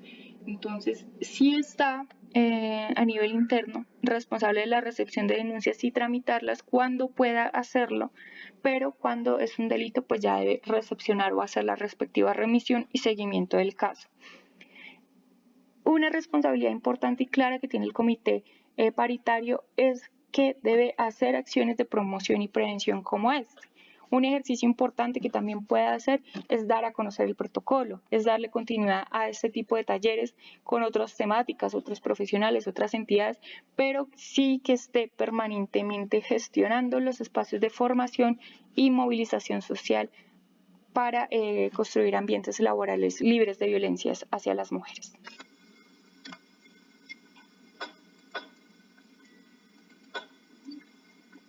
Bueno, acá ya vamos a hablar de los derechos de las víctimas. ¿Por qué quiero hacer una atención específica en los derechos de las víctimas?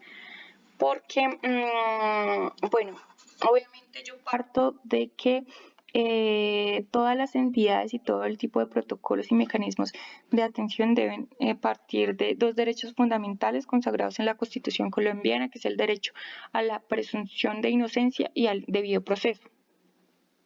Sin embargo, eso no demerita que a las mujeres se nos garanticen a las mujeres y a las víctimas de violencias basadas en género se nos garanticen unas condiciones y una serie de, digamos que ambientación social e institucional para que tengamos una atención integral y adecuada y que esté a la altura de la situación que estamos viviendo.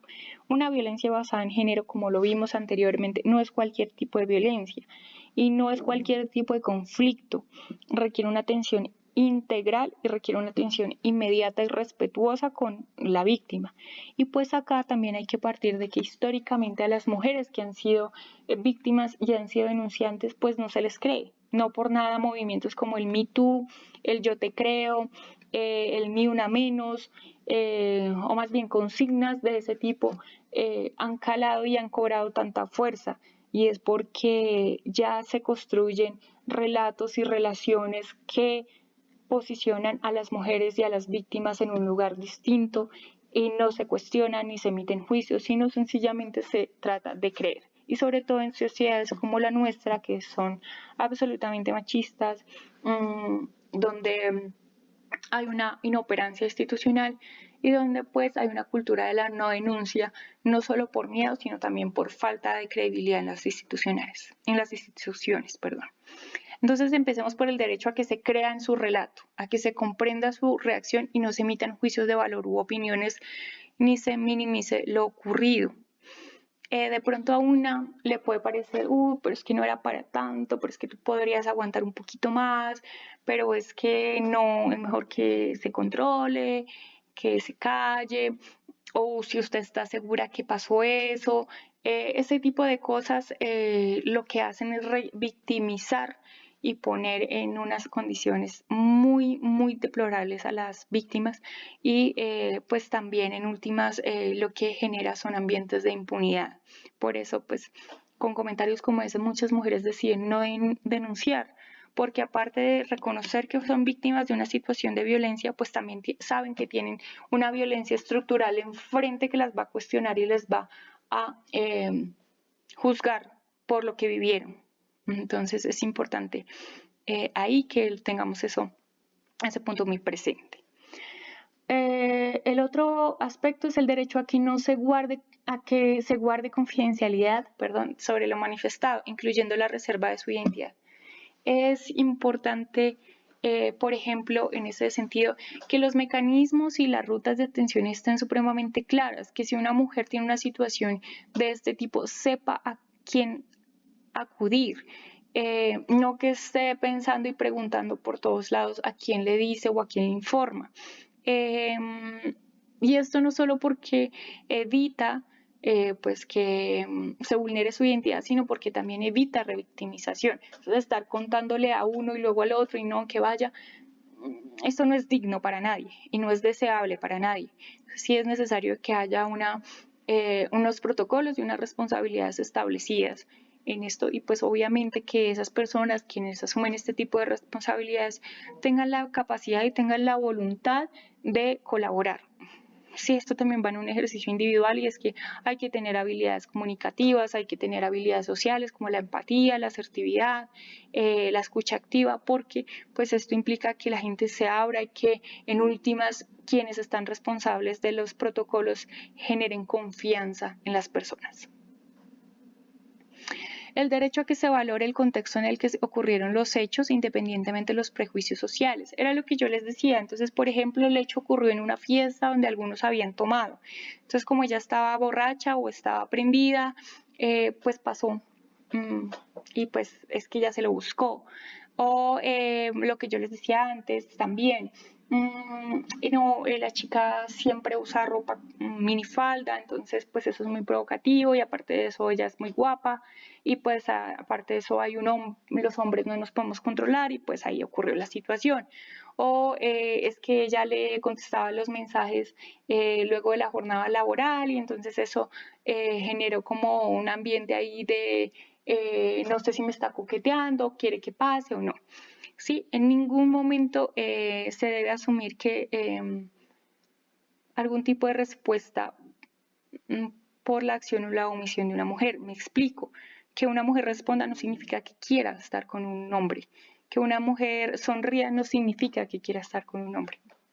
Entonces sí es necesario revisar esos contextos y revisar también los prejuicios sociales que hay alrededor de ello. Porque pues varias de esas creencias, soy reiterativa en el asunto, pero es que es necesario revisarlo, pues son las que justifican formas de violencia hacia las mujeres. El derecho a ser tratada con respeto y consideración en espacios de confianza para evitar una segunda victimización.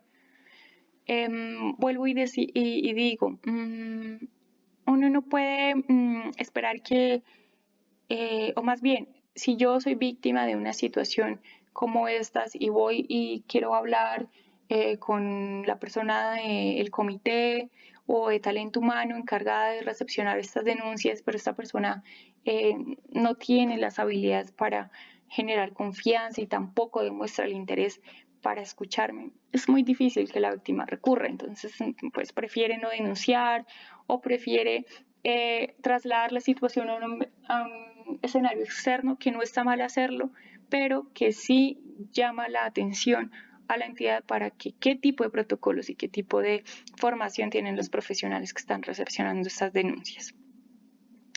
Además, las personas tienen el derecho a no ser confrontadas con el agresor ni sometidas a la repetición innecesaria de los hechos.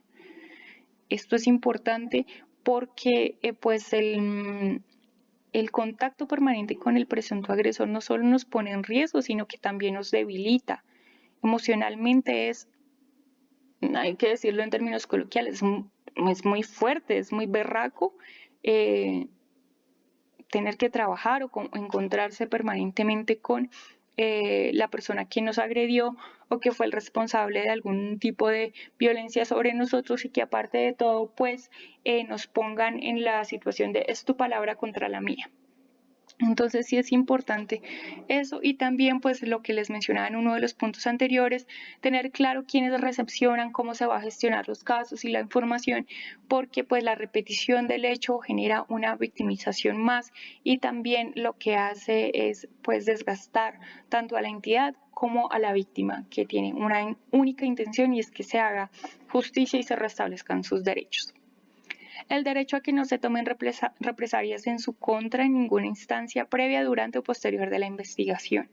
Y es que si esta persona decide retirarse, pues es una decisión propia, pero no necesariamente tiene que ser una decisión del empleador. Hay muchas maneras de garantizar que víctima y presunto agresor no estén en el mismo lugar, no coinciden en horarios de trabajo, pero sí se trata de que se le garantice ese derecho al trabajo y que no sea sometida luego a escarnio de ningún tipo. El derecho a ser escuchada, a expresar su opinión y a participar en todo el momento del proceso que se lleve a cabo. Así como también tiene el derecho a decir, no, no quiero estar en esta parte, para esto tengo un abogado, un representante. Hay que reconocer que denunciar requiere una fortaleza emocional que a veces no tienen todas las víctimas de violencias basadas en género, así sea una violencia física, una violencia psicológica. Hay que estar muy preparados porque este tipo de situaciones, infortunadamente hay que decirlo, en la cultura colombiana son muy adversas para las víctimas. Hay una suerte de impunidad social e institucional ya incrustada, entonces implica mucha fuerza y en ese sentido pues es necesario también garantizar la participación o no por decisión propia de la víctima. El derecho a recibir información sobre las entidades a las que puede ser remitida con el fin de recibir atención en salud o de asesoría legal para la representación. Lo que yo les mencionaba en una diapositiva anterior.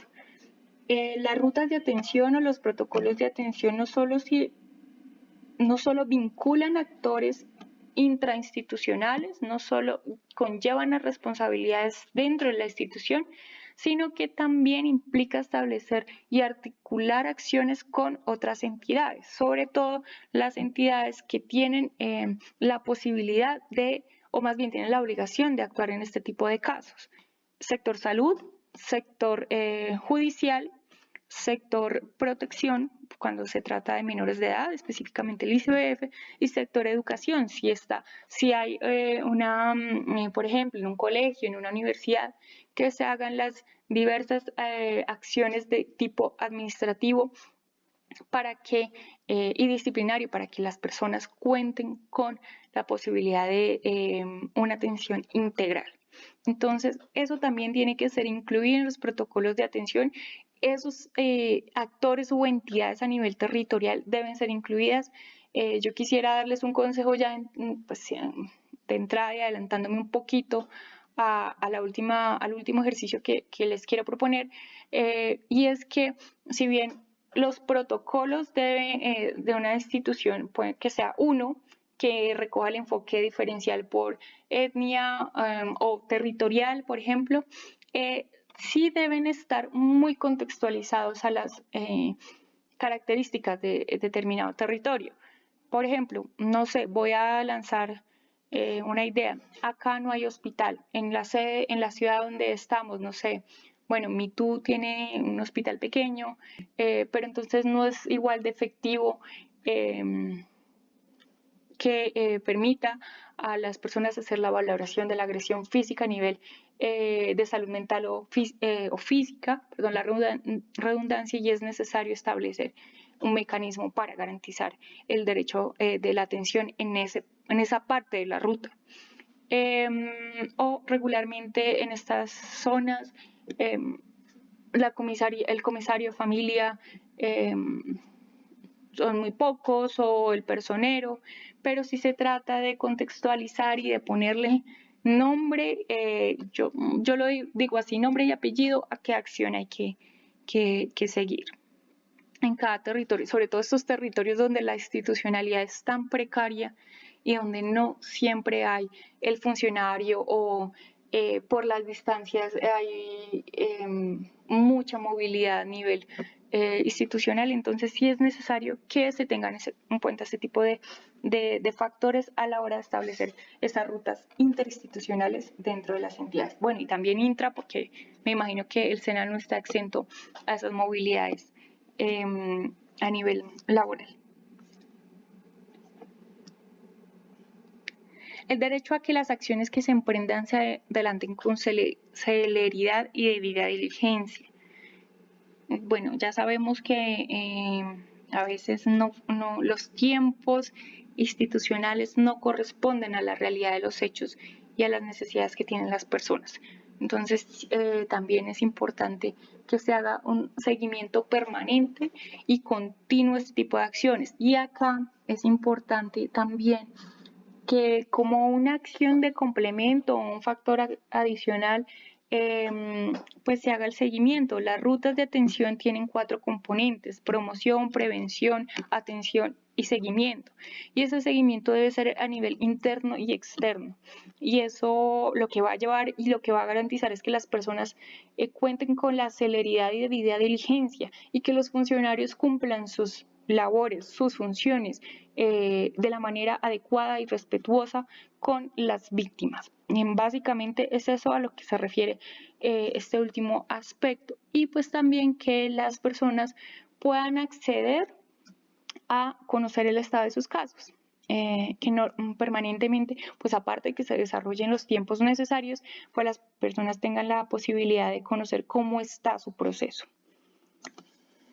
¿Qué se puede hacer? Acá ya podríamos organizarlo, digamos que a manera de ruta ya de atención específicamente. Esto está muy ligado hacia ese momento puntual de la atención, del momento en el que somos conocedores de un caso, lo recepcionamos, identificamos a la víctima y también activamos esos protocolos, esas rutas de atención que tenemos en nuestra entidad y que se articulan con otras entidades. Entonces, pues esto es un ejercicio, esta primera viñeta se refiere casi que en parte está recogiendo, este taller se orienta a el cumplimiento de ese primer punto, que es buscar información para dar la mejor orientación a las víctimas. Yo ya lo había mencionado, pero una de las situaciones que lleva a que una persona decida denunciar o no es que no hay credibilidad y no hay confianza en quienes recepcionan la denuncia. Obviamente siempre va a ser difícil contarle a un desconocido, pero ese desconocido genera más acercamiento o sí confianza cuando es conocedor del tema, cuando sabe la normatividad, cuando por lo menos tiene una idea del procedimiento que debe seguir.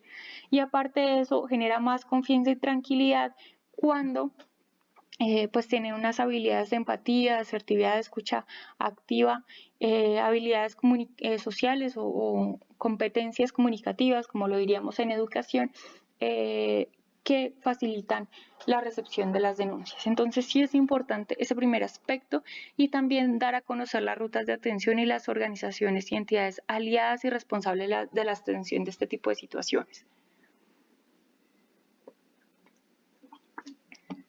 Una cosa que podríamos hacer para llevar a cabo ese último componente es, por ejemplo, una cartografía o un mapa de actores en el territorio. Resulta que a veces, lo hablo puntualmente por experiencias que he tenido en zonas similares a donde ustedes se encuentran,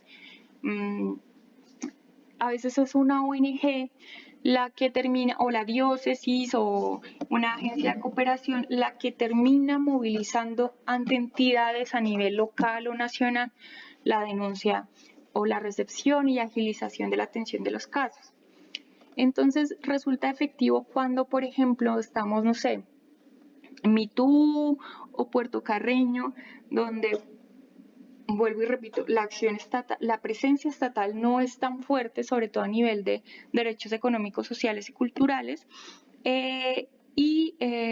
pues sí, más bien de otras entidades privadas que están desarrollando una serie de proyectos, no sé, en colegios para formar a niños y niñas en prevención de las maternidades y paternidades a temprana edad. Ese puede ser un aliado que nosotros podemos tener en el caso de, por ejemplo, acciones formativas o de promoción de derechos sexuales y reproductivos, que es un componente importante de este tema de la prevención de las violencias basadas en género, o que puede tener un nivel de articulación con una entidad a nivel departamental para que nos facilite una atención en salud efectiva. Entonces, ese puede ser un ejercicio que podríamos hacer cuando tengamos nuestro protocolo nacional, pero lo vayamos a aterrizar a nuestra regional, y es hacer una cartografía situada, focalizada. Vamos a identificar acá actores y vamos a identificar también oferta. ¿Qué podemos hacer para que esta población o estas entidades nos garanticen un tipo de atención que no nos da una entidad estatal, porque o no hay sede, o no hay funcionario, o la lancha se dañó, o la camioneta no entra por ahí, o el río está crecido y allá solo está el de la ONG X o Y, que es el único que tiene teléfono satelital? Son muchas cosas que se viven en este tipo de regiones. Sí es necesario situarlas. La recepción de la queja y pautas para el abordaje a la víctima. Acá es importante porque ese es un momento clave de que cuando una persona viene a informarnos sobre una conducta, pues hay que tener casi que todo un performance de cómo hacerlo. Entonces, se deberá describir las conductas de las que fue o está siendo objeto esta persona, identificar la persona denunciada y cargo que desempeña y el detalle de los elementos probatorios. Bueno, acá pone una carga, pues ustedes no son una fiscalía, no están en función de recolección ni de ninguna acción judicial, pero digamos que esto sí pone una carga a la víctima, y es que tiene que adjuntar pruebas para que sea demostrable y desagradable, como nos lo decía uno de los apartados anteriores, que debe ser la violencia o el acoso sexual laboral. Entonces, pues es importante también que se tenga claro eso, hay que demostrar la situación, o por lo menos tener un elemento que dé cuenta a ellos del hecho. Los teléfonos de WhatsApp, los chats de WhatsApp, los registros de llamadas en el teléfono, comunicaciones. También hay que enseñarle a las personas a armarse ese tipo de herramientas para que puedan contar con acciones o más bien argumentos para hacer la denuncia. No está obligada a revelar aspectos de su intimidad que considere relevantes en la comisión del hecho. Debe contar con, el protocolo debe contar con un momento de asesoría o la entrevista a la víctima, que debe preverse en un espacio de asesoría para informar a la víctima de las acciones que se van a tomar y de sus derechos. Este espacio de asesoría prevé 3 momentos. Caracterización de la víctima. Acá lo que vamos a hacer es lo general. Nombre, edad, cargo, si presenta algún tipo de discapacidad, si es parte de un grupo poblacional específico, todo eso que son elementos importantes porque puede constituir de pronto, por ejemplo, una situación de discapacidad en un agravante, en un hecho de violencia sexual, por ejemplo.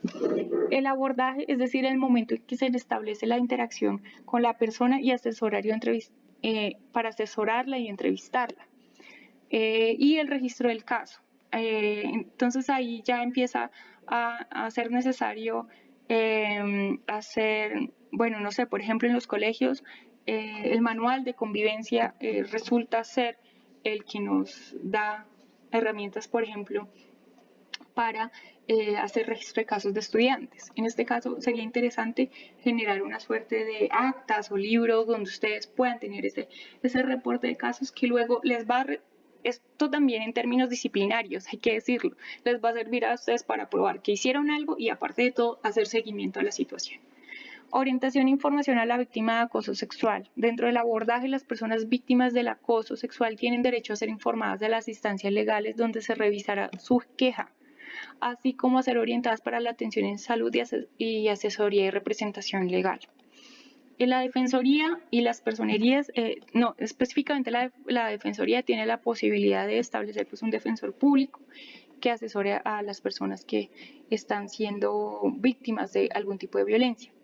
Acá también cobra importancia, por ejemplo, ese mapa de actores. No, que acá en el territorio opera una ONG que recepciona y acompaña a víctimas de violencia sexual y también tiene un equipo de abogados o abogadas que hace trámites ante las entidades, ya sea disciplinaria o judicial, para que sean atendidos estos casos.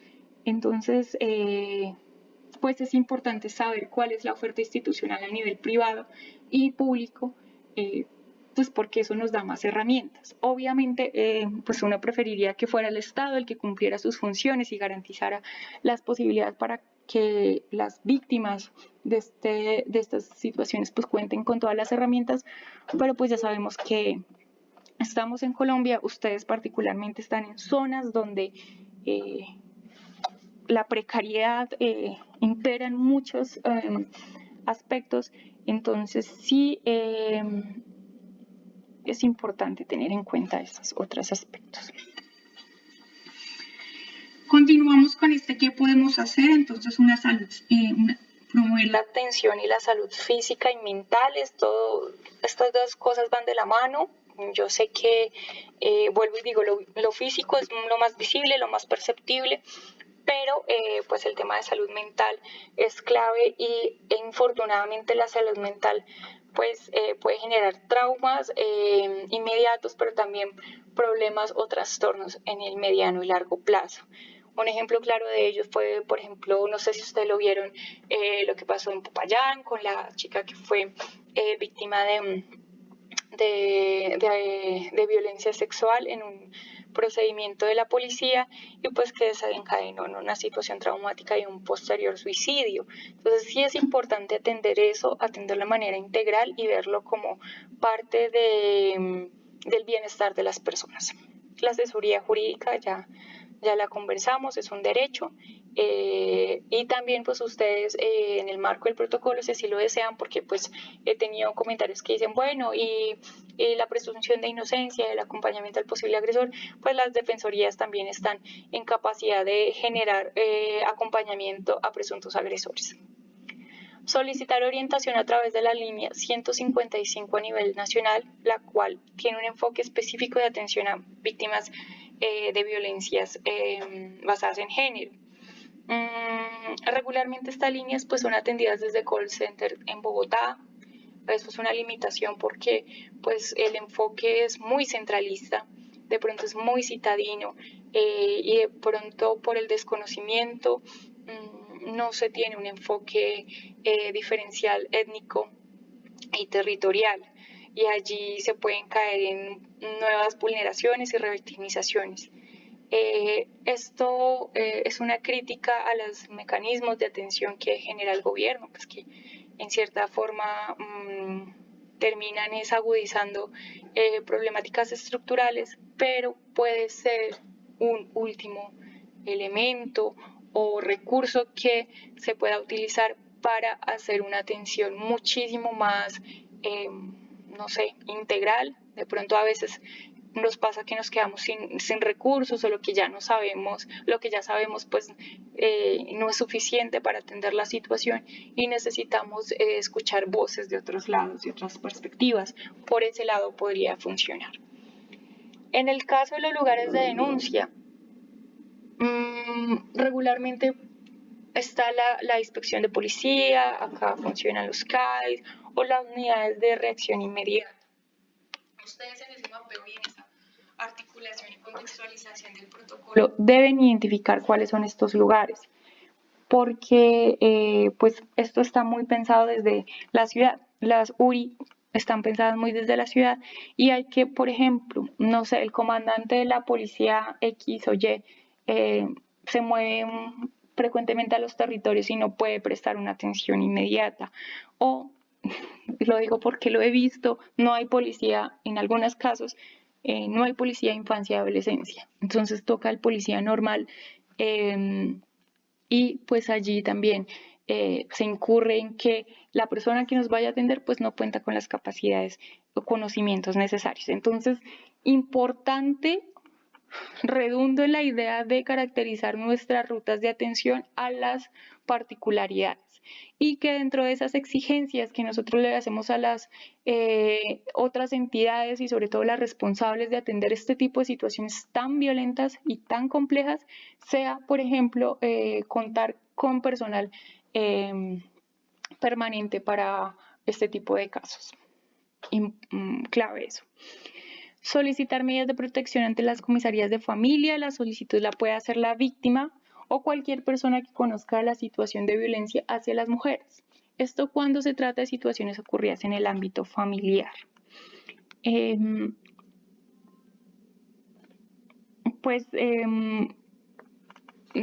Este qué hacer nos pone en dos situaciones. Uno, todas las personas podemos denunciar, y dos, cuando es situación familiar, pues de una vamos a la comisaría de familia.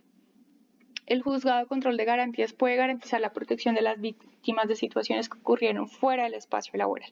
Entonces sí es importante también tener eso en cuenta y pues la activación del proceso disciplinario para que en caso de ser funcionarios públicos pues se tenga también ese otro componente del derecho y de la justicia en cuanto a las sanciones de tipo administrativo. Medidas de protección que pueden ser implementadas para las personas,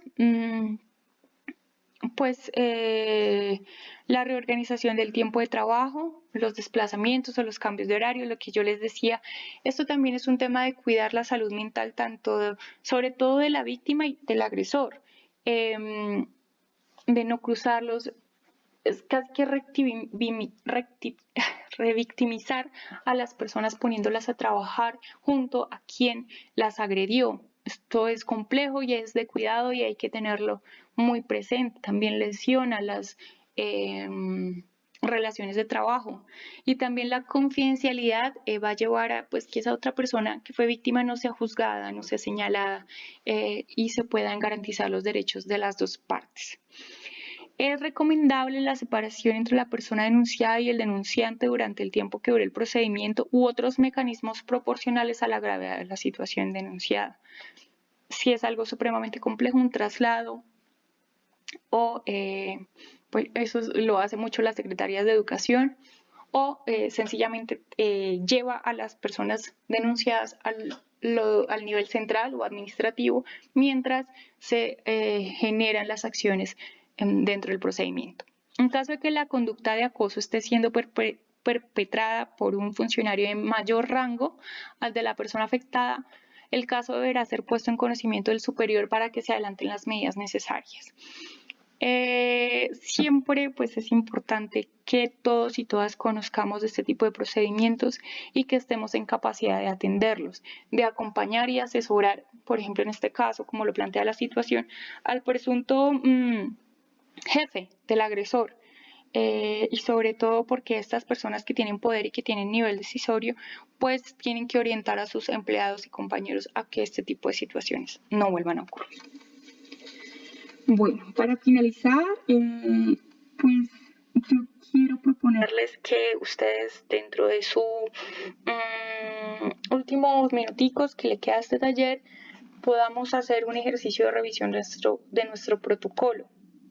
Yo les decía, los protocolos se deben componer independientemente de cómo estén organizados en acciones orientadas a la promoción, a la prevención, a la atención y al seguimiento de los casos. Dentro de la atención está la restitución de los derechos. Y es importante que se encuentren esos 4 componentes. Por lo que yo les decía, varias de estas situaciones tienen un componente fundamentalmente cultural, de creencias, de desconocimiento, como los tipos de violencia, por ejemplo, que se transforman o se modifican o pueden ser cuestionados solo a través de acciones formativas, de acciones que generen más herramientas, tanto de conocimiento como de atención, y que vinculen a las comunidades a que en nuestros espacios laborales no pasen este tipo de cosas, a que nuestras compañeras o en caso de el ámbito familiar, nuestras parejas, nuestras hijas o las niñas de nuestra comunidad estén seguras y estén en ambientes libres de violencia. Y acá es una carga compartida, más bien es una responsabilidad compartida. Las mujeres en apropiarnos de mecanismos de protección tanto a nivel psicológico, emocional y material, como de los varones en transformar creencias y prácticas. Esto es un proceso de aprendizaje y de prácticas que solo se van a transformar desde los dos escenarios. No nos corresponde solo a las mujeres ni solo a los hombres, sino desde los dos escenarios. Obviamente, las particularidades y las condiciones de privilegio que tiene cada uno de los actores. Ahora, en prevención, lo que nos señala la prevención es ir directamente a esas situaciones de riesgo que más se encuentran presentes en nuestra comunidad.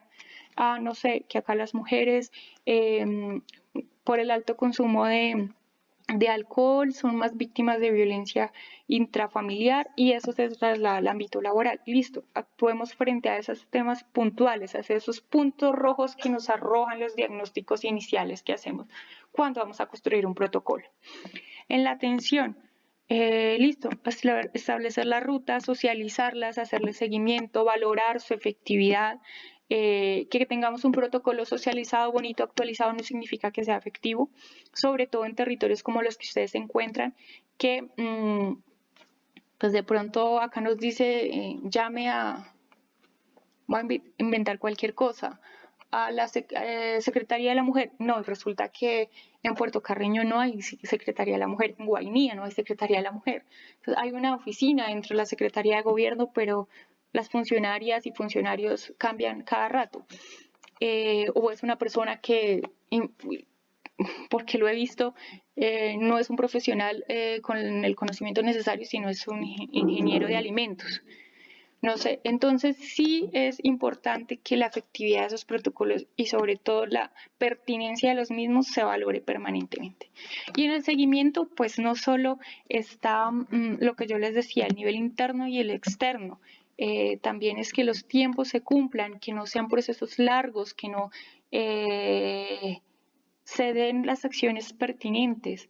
Y todas estas cosas que lleven a que haya una acción concreta en todos los niveles del protocolo. El protocolo no es solo, el componente de seguimiento no es solo para las situaciones de denuncia y recepción de casos, sino que el seguimiento implica valorar, bueno, los talleres que estamos haciendo están funcionando. Este taller que dio esta señorita Sandra Castro a través de un video está funcionando. ¿En qué lo vamos a meter? Lo vamos a repetir, lo vamos a multiplicar. Ahora lo vamos a dar al lenguaje de una de las comunidades con las que trabajamos. Tantas cosas que podemos hacer y que podemos focalizar para el territorio específico en el que estamos. Y pues ya remitir toda esa serie de comentarios o sugerencias y observaciones pues a las personas encargadas de esto, tanto en el nivel regional como nacional. Esto es un efecto cascada, ¿no? Y todo repercute, solo que ustedes, yo tengo una consideración especial con quienes van a ver este video porque tuve la fortuna de trabajar en algún proyecto en Mitú, en Puerto Carreño, en San Vicente del Caguán, sino en San José del Guaviare, y sé las dificultades con las que se cuentan allí en regiones que históricamente han sido marginadas de muchísimas maneras. Y la falta de presencia y efectividad institucional es una de esas y es una de las que ha reproducido históricamente esas situaciones de violencia tan arraigadas que están en este tipo de territorios, violencias de todos los tipos. Entonces, pues, con esta parte cerraríamos. Yo les agradezco mucho su atención a quienes se quedaron hasta este momento de la grabación. Invitarles a que se acompañen, se escuchen, sobre todo a las mujeres, que también generen espacios de intercambio, de diálogo, de confianza, donde estos espacios, no, sino estas situaciones se puedan convertir en oportunidades de diálogo y aprendizaje y sobre todo de cuidado entre nosotras y también entre todos. Entonces, muchísimas gracias. Espero que haya sido provechoso y provechosa la información que recibimos el día de hoy. Yo espero que tengan un resto de semana o de día o en el momento en que lo vean. Muchísimas gracias y que estén muy bien. Cuídense mucho.